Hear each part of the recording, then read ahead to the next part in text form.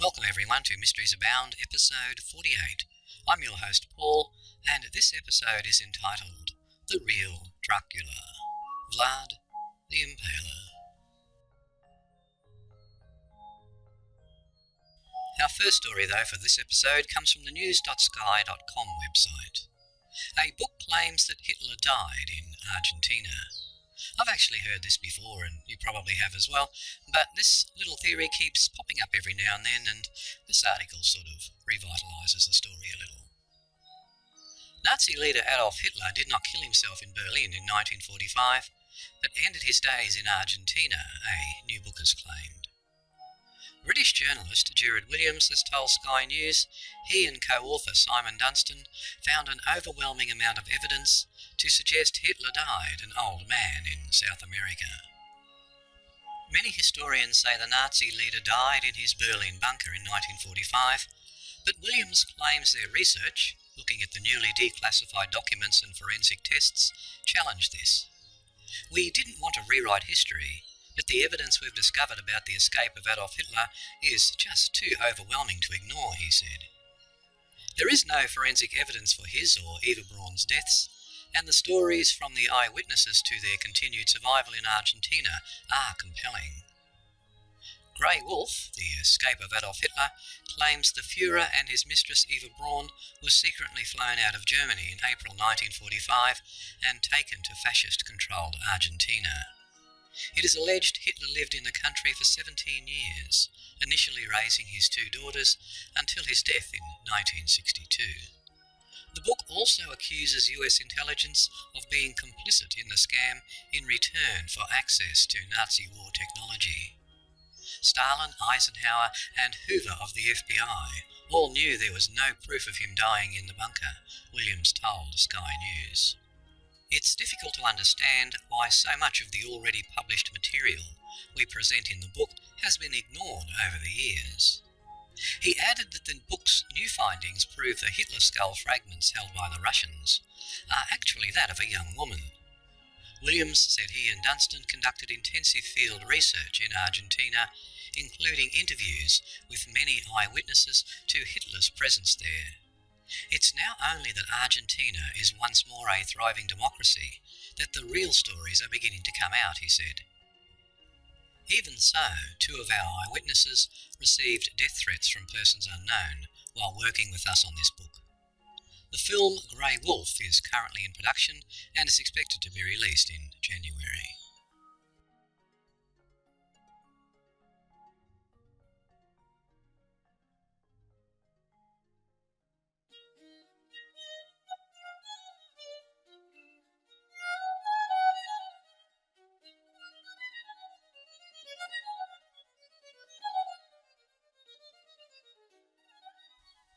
From the www.newyorktimes.com, an article by William J. Broad.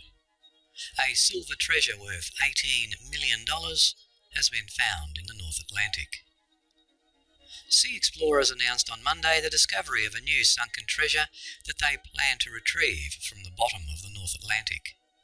Off Ireland in 1917, a German torpedo sank the British steamship Mantola, sending the vessel and its cargo of an estimated 20 tonnes of silver to the seabed more than a mile down. At today's prices, the metal would be worth about $18 million. Odyssey Marine Exploration, based in Tampa, Florida, said it had visually confirmed the identity of the Mantola with a tethered robot last month during an expedition and had been contracted by the British Department of Transport to retrieve the lost riches. In recent years, strapped governments have started looking to lost cargoes as a way to raise money. They do so because the latest generation of robots, lights, cameras and claws can withstand the deep sea's crushing pressures and have opened up a new world of shipwreck recovery. A lot of new and interesting opportunities are presenting themselves, said Greg Stem, the chief executive of Odyssey. The new finding, he added, is the company's second discovery of a deep ocean wreck for the British government this year. In such arrangements, private companies put their own money at risk in costly expeditions and split any profits. In this case, Odyssey is to get 80% of the silver's value and the British government 20%. It plans to attempt the recovery in spring, along with that of its previous find. Last month, Odyssey announced its discovery of the British steamship Gersoppa off Ireland and estimated its cargo of up to 240 tonnes of silver, a trove worth more than 200 million. The Gersoppa was torpedoed in 1941. Both ships had been owned by the British Indian Steam Navigation Company, and both were found by Odyssey during expeditions in the past few months. Odyssey said that the Mantola's sinking in 1917 had prompted the British government to pay out an insurance claim of about 600,000 troy ounces of silver, or more than 20 tonnes. Mr. Stem said the Mantola's silver should make a great target for testing some new technology of deep-sea retrieval. The Mantola was less than a year old when, on February the 4th, 1917, she steamed out of London on her last voyage, bound for Calcutta. According to Odyssey, the ship carried 18 passengers, 165 crew members, and diverse cargo. The captain was David James Chivas, the great-nephew of the Chivas brothers, known for their Chivas Regal brand of Scotch whisky. 4 days out of port, a German submarine fired a torpedo, and the ship sank with minimal loss of life. In an expedition last month, Odyssey lowered a tethered robot that positively identified the wreck. The evidence included the ship's dimensions, its layout, and a display of painted letters on the stern that fit the words Mantola and Glasgow, the ship's home port. Photographs showed the hulk covered in rivulets of rust known as rusticles, which look like brownish icicles. One picture shows a large sea creature poised near the ship's railing. And if you go to the show notes at www.origins.info, click on the link to the Mysteries Abound show notes, the link to episode 48, and then the link to this article, there is a short video showing some of the highlights of the Mantola.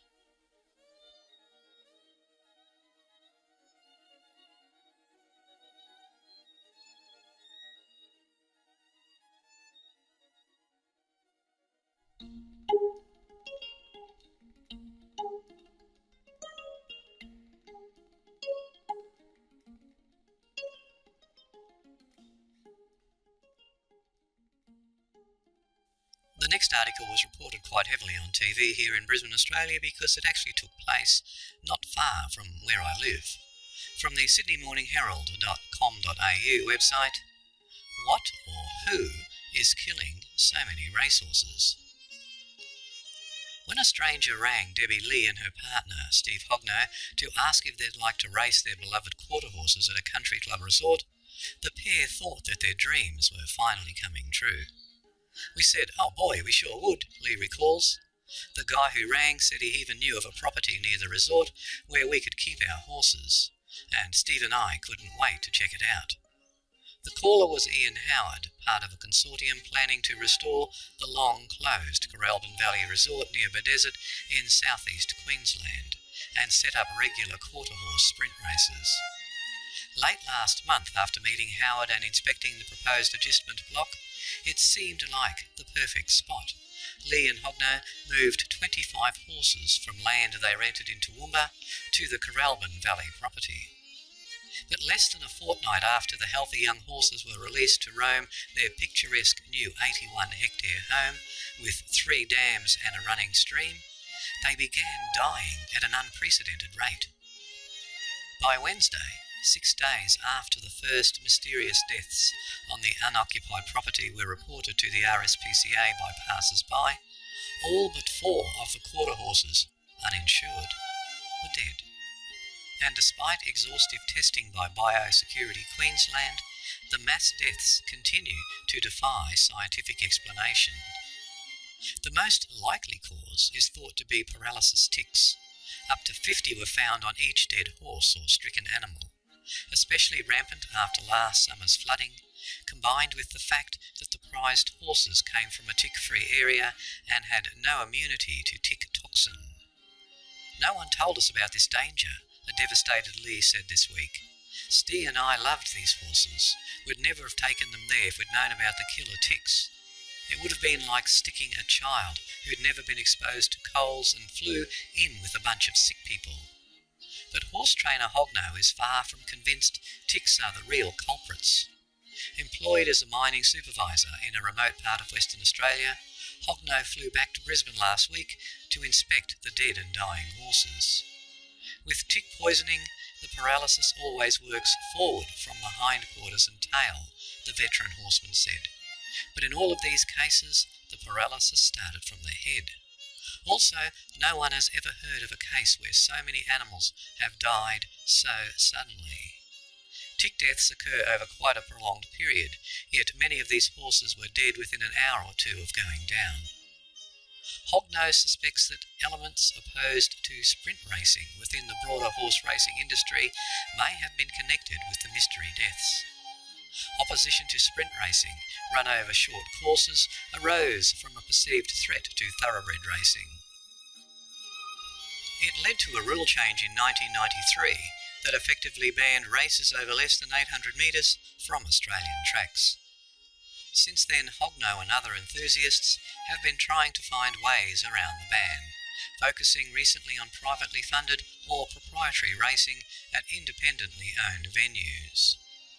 It was no secret that the large number of horses arriving at the Coralban paddock were destined for sprint racing, notes Hogno. The Coralban Valley Resort Consortium have circulated their intention of establishing sprint horse racing on a very large scale, with offshore wagering and so on. And we know from past experience that there is an element vigorously opposed to sprint racing ever being allowed to get re-established in Australia. Hogno's suspicions deepened after being told via an anonymous phone call that people had been seen feeding his horses late at night over a fence at the Coralban property, which borders a public road. A spokesman for Biosecurity Queensland said that while still unable to rule any potential cause for the deaths in or out, he was unaware of anything indicating introduced poisons. The property where the horses died and are now buried is owned by Ian Barry, who was travelling when the tragedy began unfolding. The job of fronting the media and burying the horses fell to his brother David, who moved the surviving animals to his own property, administered serums against ticks and botulism, and stayed up around the clock to tend his charges. Last weekend, after returning from his travels and making a short inspection of the block where the horses died, Ian Barry found 3 paralysis ticks on his own body. He pulled out one from behind his ear, David Barry said at the property. Next morning he woke paralysed down one side and had to spend 3 days in hospital. The side of his head was blown up like Quasimodo's. David Barry said he hadn't realised the horses were like pets to Hogno and Lee until inspecting the dead and dying animals with the couple last weekend. Deb was crying and identifying them by name. She'd hand-fed some of them from an early age. After that, I went into overdrive to try to save the remaining 4. But despite showing signs of improvement earlier this week, one of the survivors died on Thursday. Another, which had been running and playing on Thursday morning, collapsed that afternoon. Hogno got the latest grim news at his desert outpost. This is a week after the last 4 horses were sprayed and all ticks were removed, and after having tick anti-serum, he emailed soon afterwards. Adds to the theory of some deliberately introduced virus or disease. Very strange. Like Hogno, Ian Howard, who unwittingly set the scene for the tragedy, says he and the vets he has consulted cannot accept that ticks could knock over that many horses that quickly. Yet he also struggles with the notion of foul play. I just can't believe that anybody could be that bloody-minded. But if it was a deliberate act and the culprits get caught, I wouldn't like to be in their shoes. And the reason I found this article interesting is not only the proximity to where I live, but also my dog Rex a few months back picked up a paralysis tick and it nearly killed him. The tick has a venom equal to tiger snake venom according to the vet, and it does paralyse the animal after a few hours, starting at the rear and working forward. And it's very expensive. I think it cost me about $700 for the anti-serum. And speaking of Rex, who's now about 11 years old, we may not have the poor old fellow with us for much longer. A few months back he was diagnosed with an aggressive form of cancer, and the vet expected him to only live a few weeks to maybe a month or so, Well, it's been about 3 months now, and he's still going. He's not in pain or anything, but he definitely is slowing down, so hopefully he'll see out the end of the year, but we're not quite sure.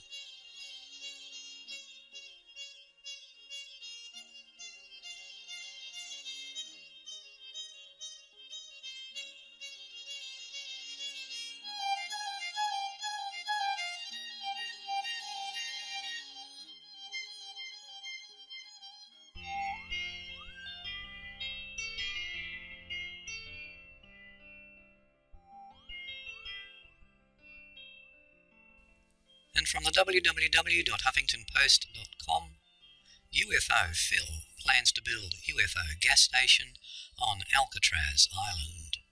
And if you go to the show notes at www.origins.info, there is a short video about the new Alcatraz with the pyramid that's going to be on it, and some photos of UFO Phil.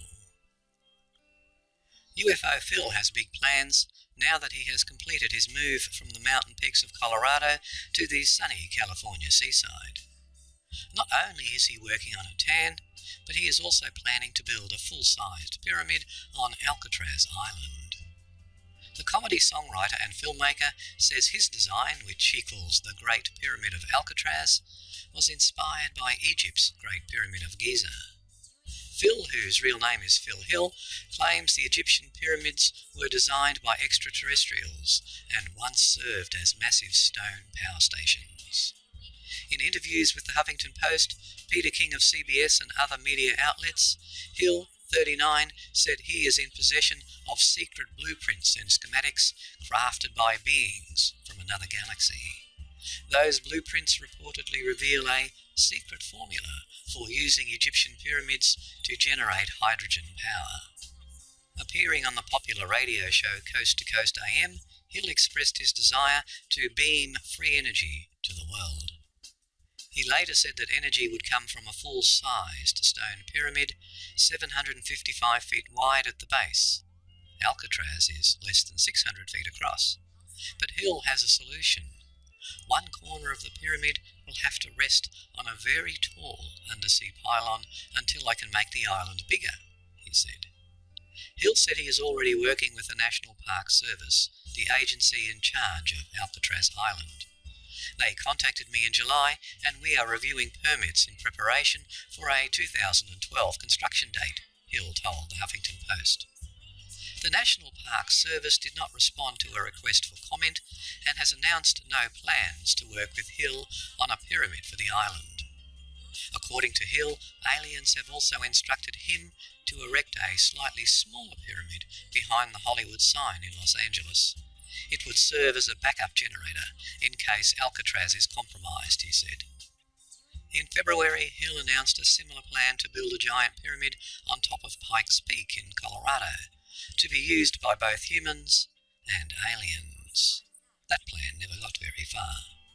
Hill is also planning to hold a live concert for extraterrestrials on June the 10th, 2012, to correspond with the arrival of aliens on Earth, an event foretold centuries ago by the Mayans, according to Hill. The show will take place in California at the site of the legendary 1967 Monterey Pop Festival. A published composer, documentary filmmaker, and self-proclaimed man of science, Hill has appeared alongside actor and comedian Tom Green. His single, Listening to Coast, serves as a theme song for Coast to Coast AM on the Premier Radio Network.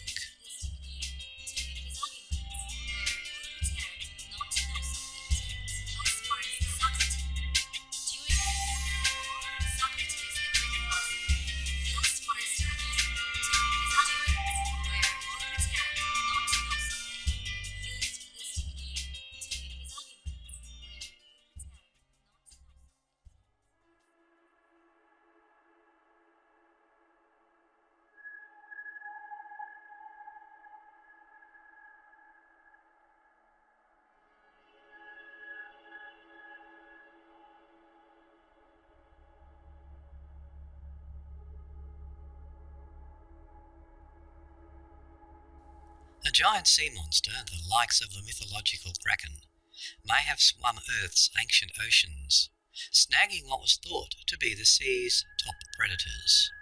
School bus-sized ichthyosaurs with fearsome teeth. From the www.foxnews.com, an article by Jenna Briner. The lair of the ancient Kraken sea monster has possibly been discovered.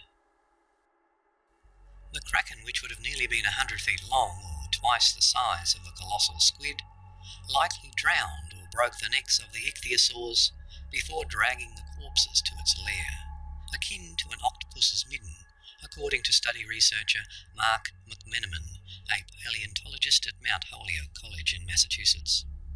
There is no direct evidence for the beast, though McMenamin suggests that because it was soft-bodied and didn't stand the test of time, even so, to make a firm case for its existence, one would want to find more direct evidence. Evidence for the Kraken and its gruesome attacks comes from markings on the bones of the remains of 9 45-foot ichthyosaurs of the species Shonosaurus popularis, which lived during the Triassic, a period that lasted from 248 to 206 million years ago. The beasts were the Triassic versions of today's predatory giant squid-eating sperm whales. Mark McMenamin, a paleontologist at Mount Holyoke College in Massachusetts, was interested in solving a long-standing puzzle over the cause of death of the S. popularis individuals at the Berlin Ichthyosaur State Park in Nevada.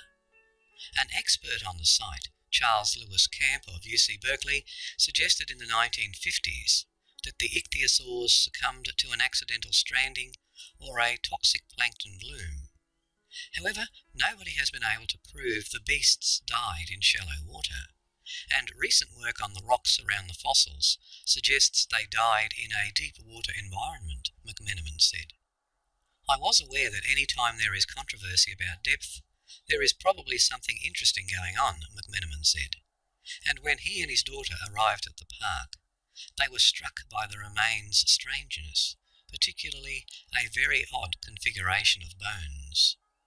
The etching on the bones suggested the Shonosaurs were not all killed and buried at the same time, he said. It also looked like the bones had been purposefully rearranged, likely carried to the Kraken's lair after they had been killed. A similar behaviour has been seen in modern octopus. The markings and rearrangement of the S. popularis bones suggests an octopus-like creature, like a kraken, either drowned the ichthyosaurs or broke their necks, according to McMenamin. The arranged vertebrae also seem to resemble the pattern of sucker discs on a cephalopod's tentacle, with each vertebrae strongly resembling a sucker made by a member of the Coleoidea, which includes octopuses, squid, cuttlefish and their relatives. The researchers suggest this pattern reveals a self-portrait of the mysterious beast. Next, McMenamin wondered if an octopus-like creature could realistically have taken out the huge swimming predatory reptiles. Evidence is in their favour, it seems. Video taken by the staff at the Seattle Aquarium showed that a large octopus in one of their large tanks had been killing the sharks. We think that this cephalopod in the Triassic period was doing the same thing, McMenamin said. More supporting evidence. There were many more broken ribs seen in the Shonosaur fossils than would seem accidental, as well as evidence of twisted necks. It was either drowning them or breaking their necks, McMenamin said. So where did this Kraken go? Since octopuses are mostly soft-bodied, they don't fossilise well, and scientists wouldn't expect to find their remains from so long ago. Only their beaks or mouth parts are hard, and the chances of these being preserved nearby are very low, according to the researchers. Though his case is circumstantial and likely to draw scepticism from other scientists, McMenamin said, "We're ready for this. We have a very good case."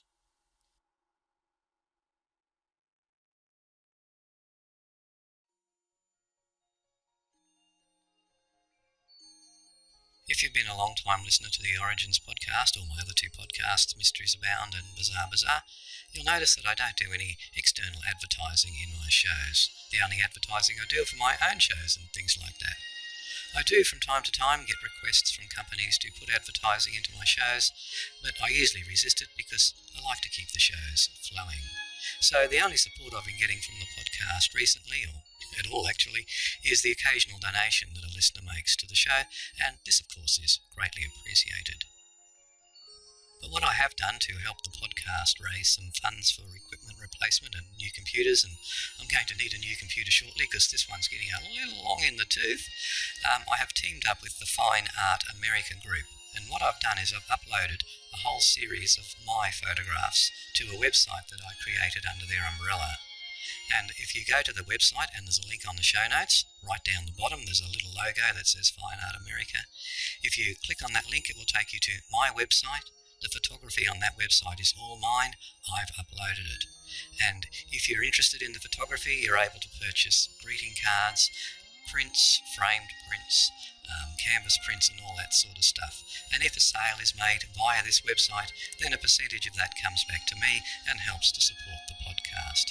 So that's the sort of advertising I think I'd like to do. Something that's from me. It's not something that I haven't done. It's something that I've done. It's personal, and it does help the podcast along. So if you'd be so kind just to have a look, click on the link at the bottom of the origins.info website. If you click on the Fine Art America link, it will take you to my website. So if you'd like to have a look, please do. It all comes back and helps the podcast in the end. And that's that. Thank you.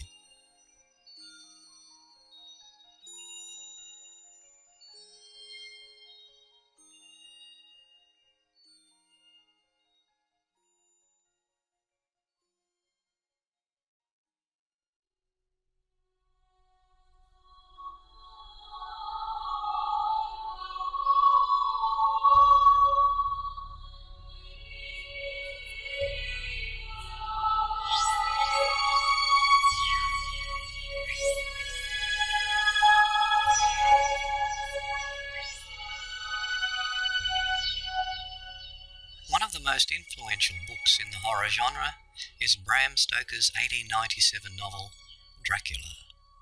Stoker, who was a manager of the world-renowned Lyceum Theatre in London, supplemented his income by writing stories.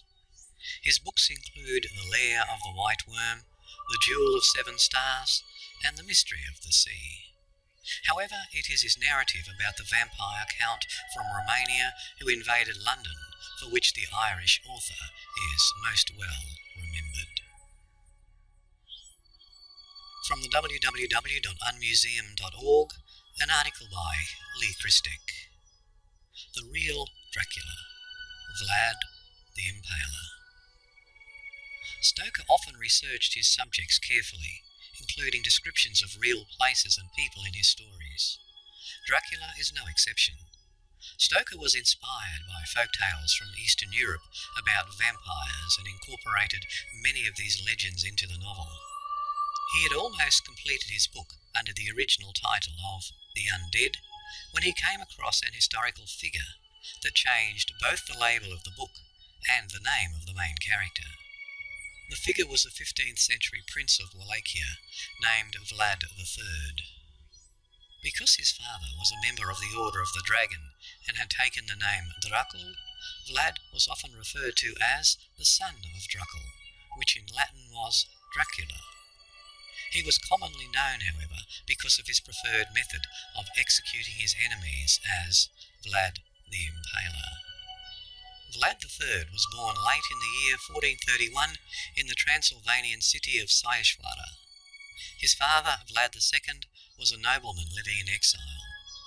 The same year Vlad II was born, his father was inducted into the secretive Order of the Dragon.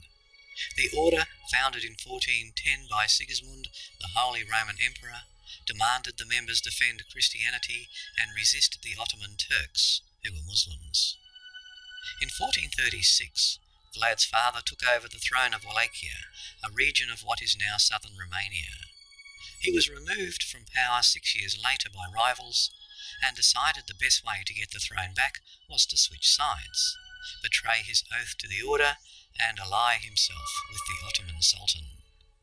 As proof of his new loyalty, Vlad's father sent two of his sons, Vlad III and his younger brother Radu, to the court of the Sultan to be held hostage. Radu, known as Radu the Handsome, did well at the court and eventually converted to Islam. Vlad, however, was a problem child. He didn't get along with his tutors and trainers and was angry at his father for favouring his older brother and betraying his pledge to the Order of the Dragon, into which Vlad III had also been inducted at the age of 5. He was also angry at his younger brother for leaving Christianity. His bad attitude earned him beatings and imprisonment, and this gave him a hatred for the Ottoman Turks. Eventually Dracula was released on the promise of good behaviour and continued his education at the court, learning how to handle weapons and ride horses, as well as getting an education on subjects like religion and logic. He also became fluent in several languages. In 1447, some of the Wallachia chieftains, known as boyars, with the backing of the Hungarian king John Hunyadi, overthrew Dracula's father and killed him. In the same attack, Vlad's older brother was also blinded, then buried alive.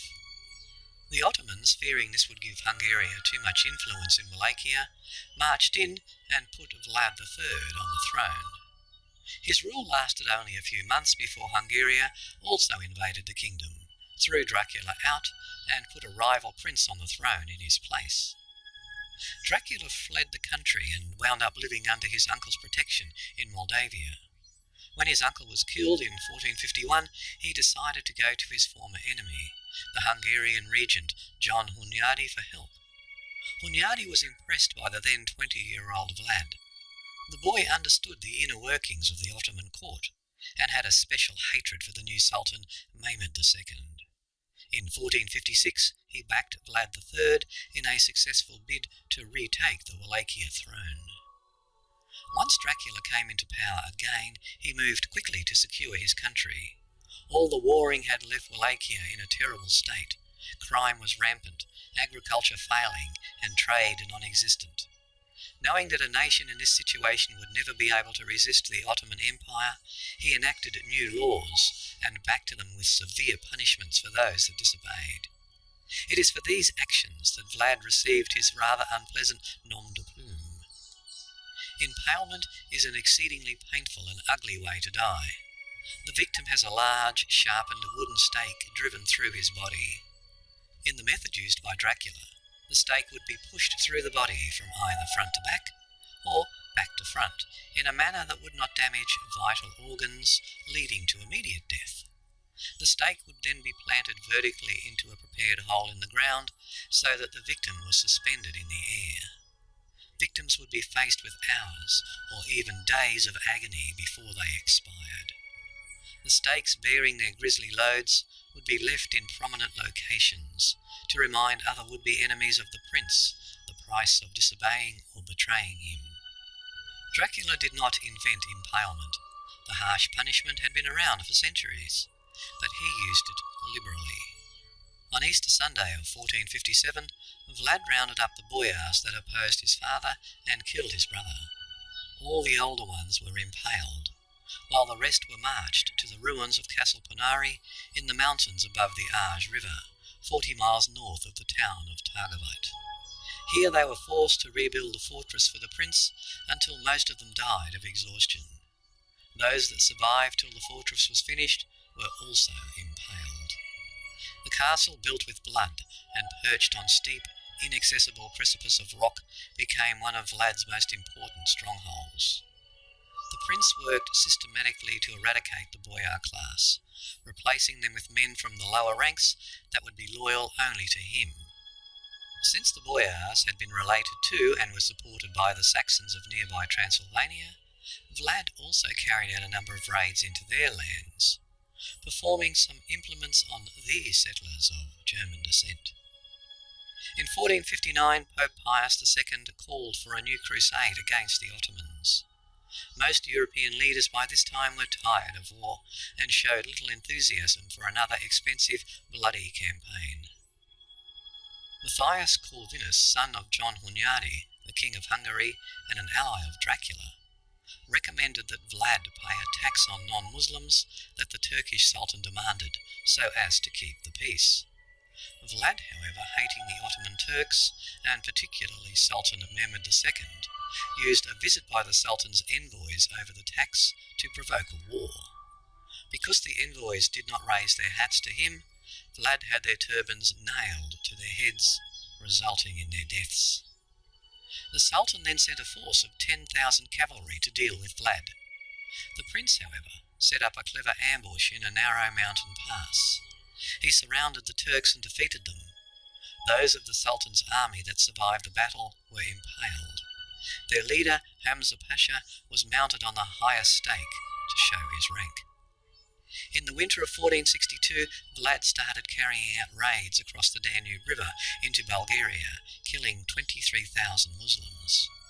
The Sultan responded by sending a force of 90,000 against the prince. Dracula's troops were outnumbered by more than 2 to 1. Unable to stop the Sultan's advance by traditional means, Vlad employed guerrilla warfare to harass the Turks.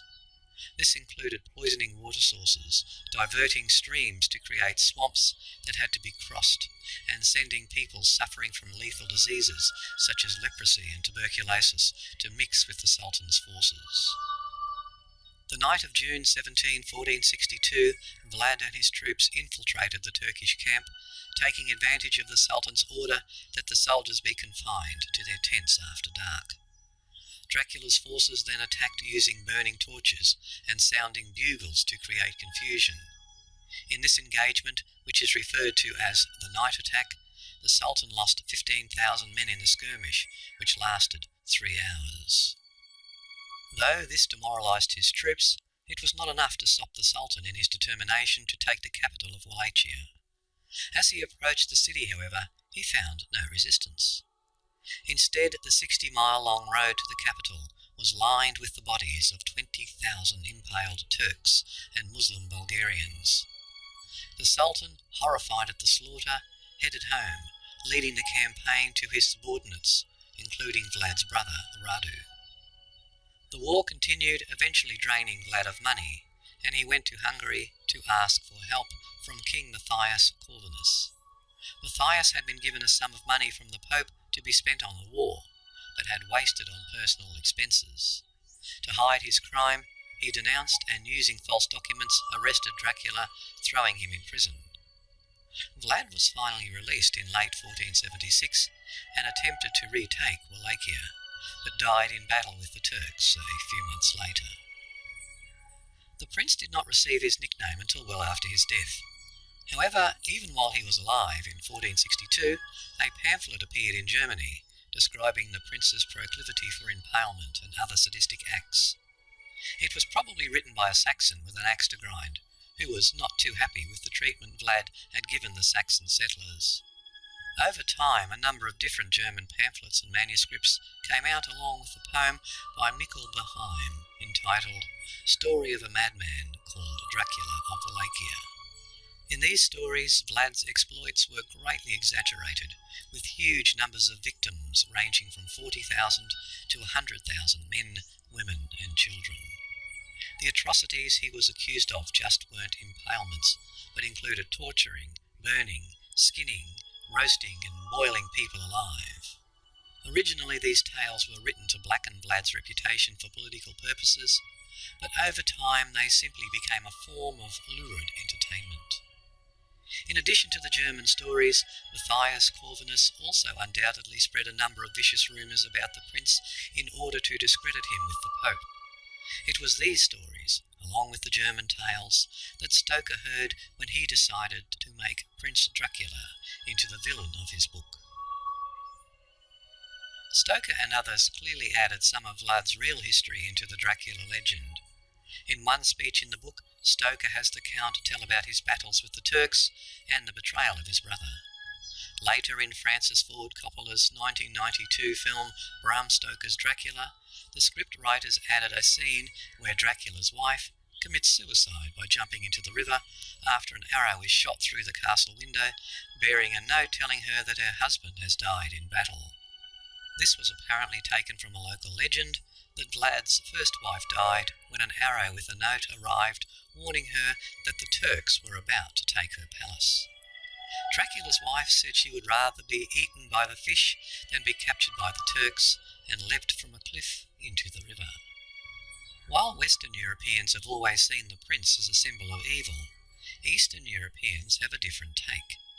There is a set of Russian stories, like the German pamphlets entitled The Tale of Warlord Dracula. In many ways, they are very similar to the German accounts, except that they take the attitude that the Wallachian prince was a strong, good ruler and a great soldier. Within his native land even today, many consider him a tough-minded national hero who stood up to foreign invaders. His relief by Matthias in 1476 was partly under pressure of the public opinion. Many important people regarded him as a champion of Christendom. Around 1800, the Romanian author Vlad Delano wrote an epic heroic poem in which Prince Vlad is shown as a ferocious warrior fighting the advances of the Ottomans. In a poll taken in 2006 in Romania, Vlad was named as one of the 100 greatest Romanians of all time, and today a bust of Dracula is proudly displayed at his birthplace in Transylvania.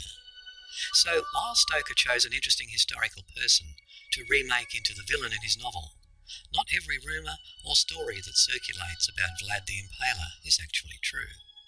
Clearly, you didn't want to get on his bad side, but he wasn't insane or as sadistic as pictured in many of the German tales. More importantly, unlike Stoker's Dracula, he was never a vampire. Or was he?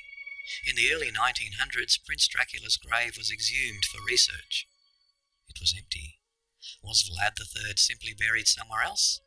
Or does he still walk among us today?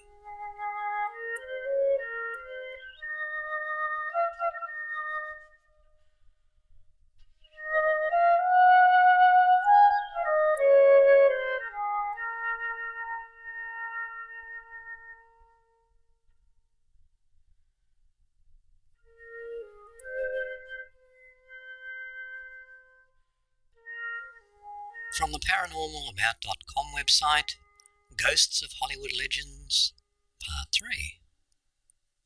Today's culture seems to be endlessly enthralled and fascinated by celebrity, and our interest often continues, sometimes increases after the movie star, musician or TV personality has died.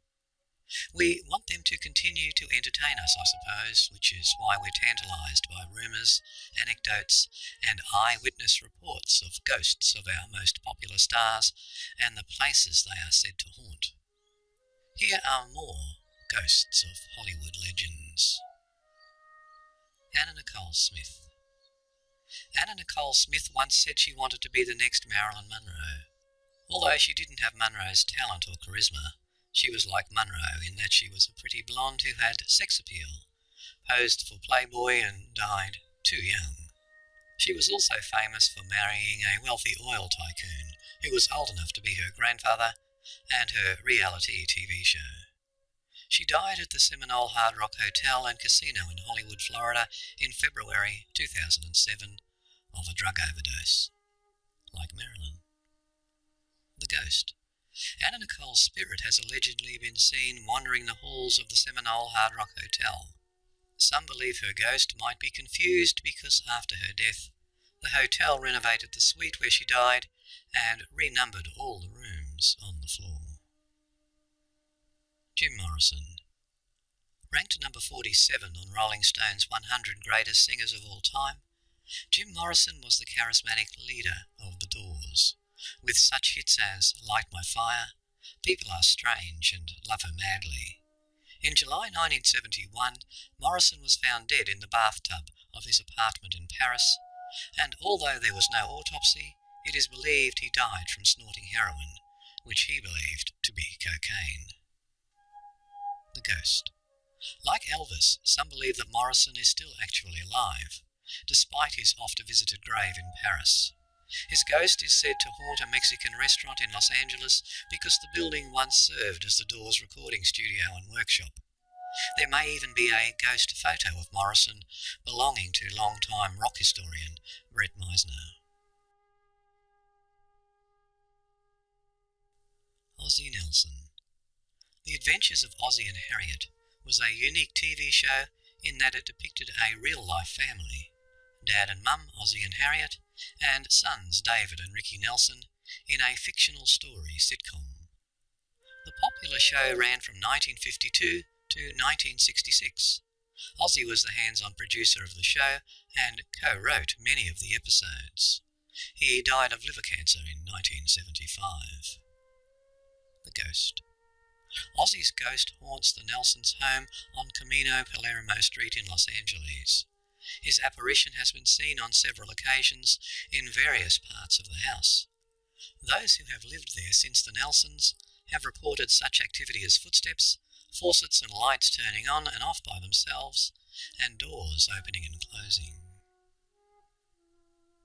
Errol Flynn. Errol Flynn was the quintessential action star of his day, known for his swashbuckling roles in such films as Captain Blood and The Adventures of Robin Hood. His off-screen lifestyle was just as action-packed, well known for his wild parties, womanizing and boozing. He died in October 1959 of a heart attack at the age of 50. The Ghost. Flynn is believed to haunt Mulholland Farm, the house he built near Beverly Hills that featured secret passageways, two-way mirrors and peepholes. After Flynn's death, the house was owned by Stuart Hamblin, who reported various types of poltergeist activity. Then it was owned by Ricky Nelson, whose family reported the phantom sounds of breaking glass, chairs being thrown about, and banging on the walls.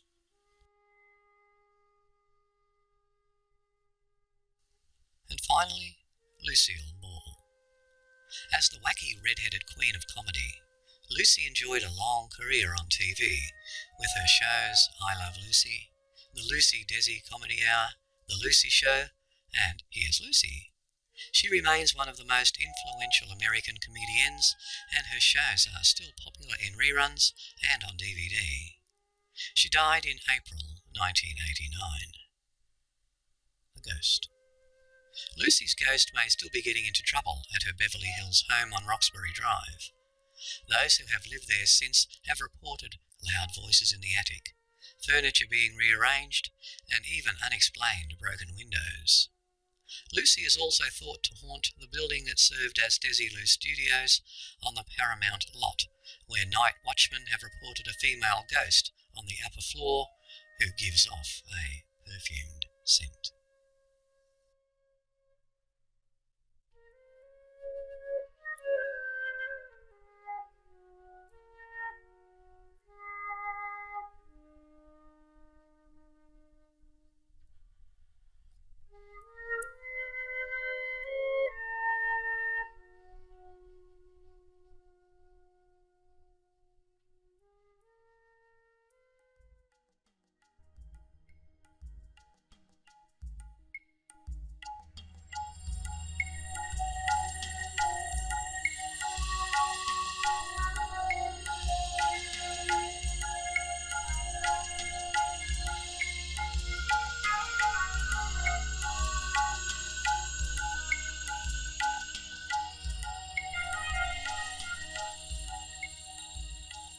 When your name is Comette, you may get used to jokes about rockets and space and planets, but French schoolboy Hugo Comette 11 had the last laugh, when of all the places in all the countries on Earth, a piece of rock from outer space landed on his home.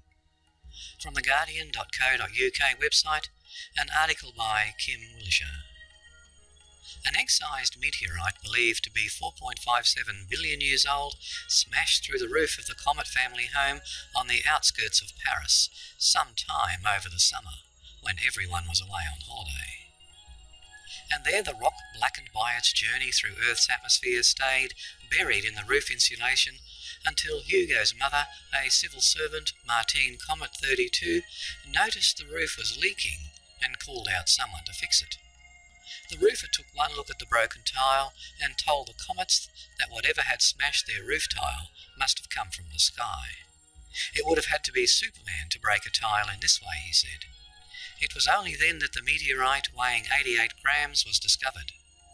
Curious to know exactly what it was, Mrs. Comette called out scientist Alain Canillon, a mineral expert who declared it an exceptional discovery.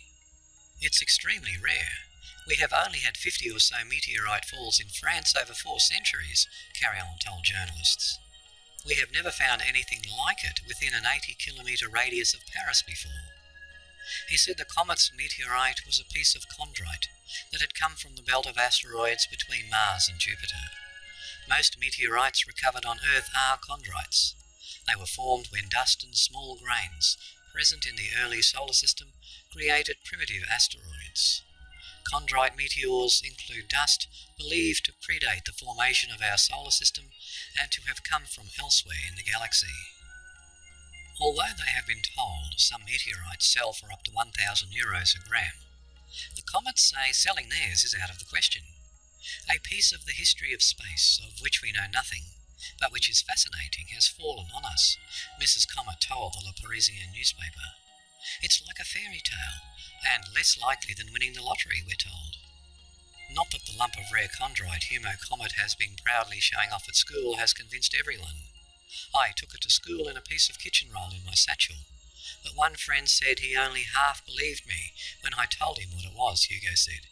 He thought it looked like a piece of concrete.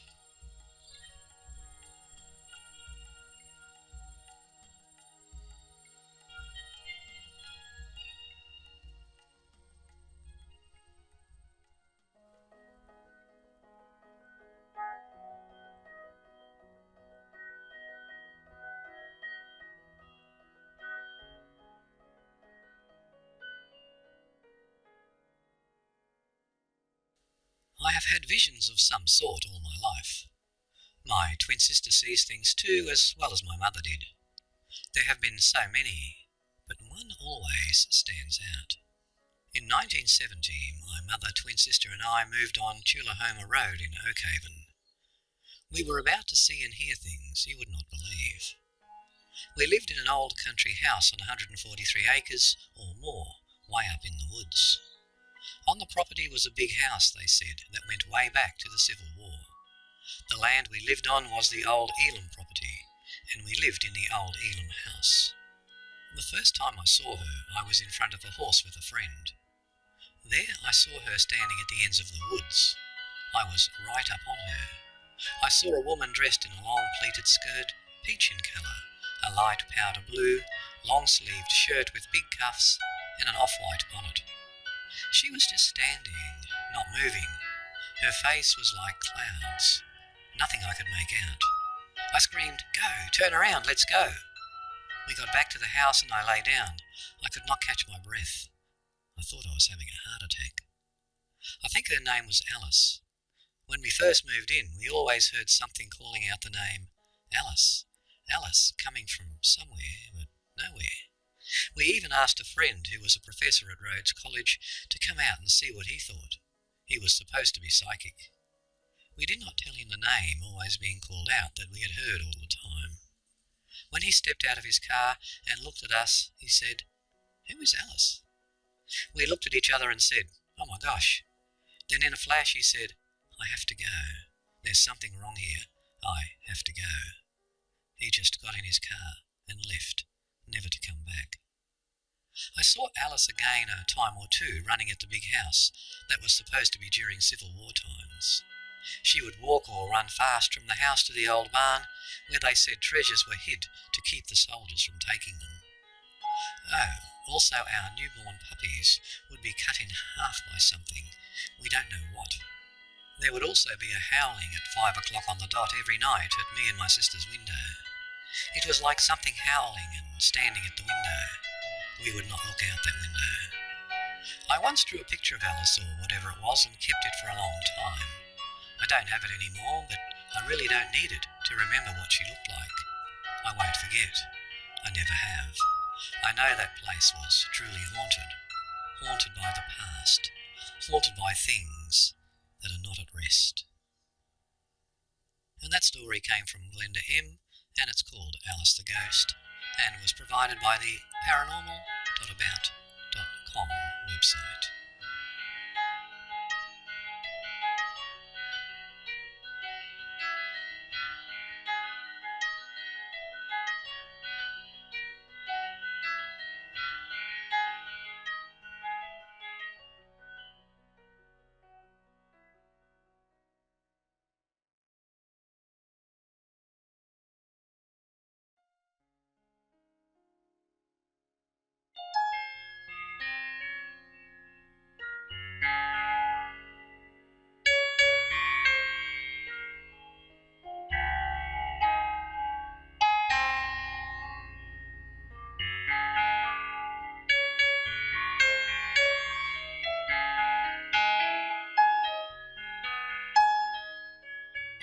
The music for today's podcast came from the musicalley.com website, and the bandwidth was provided by TalkShoe at www.talkshoe.com.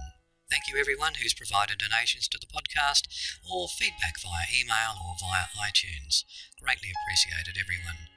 And remember, if you do get a chance, visit my photographic work at the Fine Art America website, and this can be accessed through the link at the bottom of the Origins podcast website at www.origins.info. To those of you who are friends of the Mysteries Abound podcast, you have another 30 to 40 minutes to come. And you can get this by making a donation to the podcast, and I'll also make this offer from now on. If you do purchase a piece of artwork or some greeting cards through the Fine Art America website, email me at paulrex@paulrex.com. Let me know, and when I confirm the sale, I will also send you the links to the extended version of the podcasts in appreciation for your support. So until Origins or Bizarre or another Mysteries Abound episode, it's bye for now, and thank you everyone.